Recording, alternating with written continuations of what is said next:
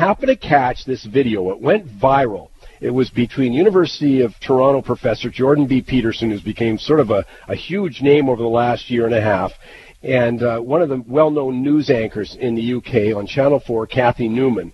It's gone viral. I'll tell you why, and we'll play a brief clip from it on Instant Wisdom coming up next. I was wishing you were here again.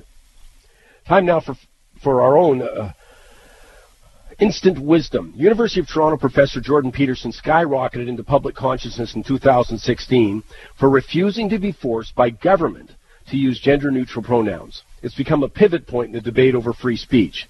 But Professor Peterson thinks it's a lot more than that. It's an all-out assault on Western categories of thought, initiated by French intellectuals of the 60s, led by Jacques Derrida.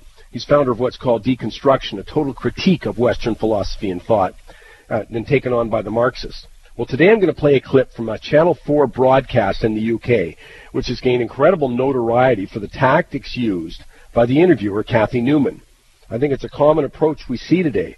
The person says something, then it gets restated to extremes in order to make that person seem like a spawn of the devil. This interview went viral, with literally millions of people watching on YouTube, because it was such a great example of this. At every turn, Cathy Newman misrepresents what Dr. Peterson says. But Dr. Peterson keeps his cool, constantly corrects her. In this clip, they're discussing the 9% medium gender pay gap in the UK. While Ms. Newman is determined to say that it's caused by gender alone, Mr. Peterson said it's far more complicated than that, with a number of variables coming into play. But she simply won't have any of that.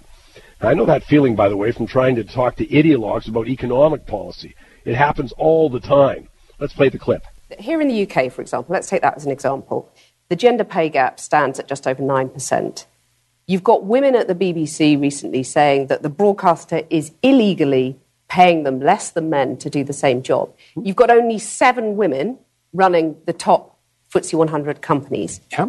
So it seems to a lot of women that they're still being dominated and excluded, to quote your words back to you. It does seem that way, but multivariate analysis of the pay gap indicate that it doesn't exist.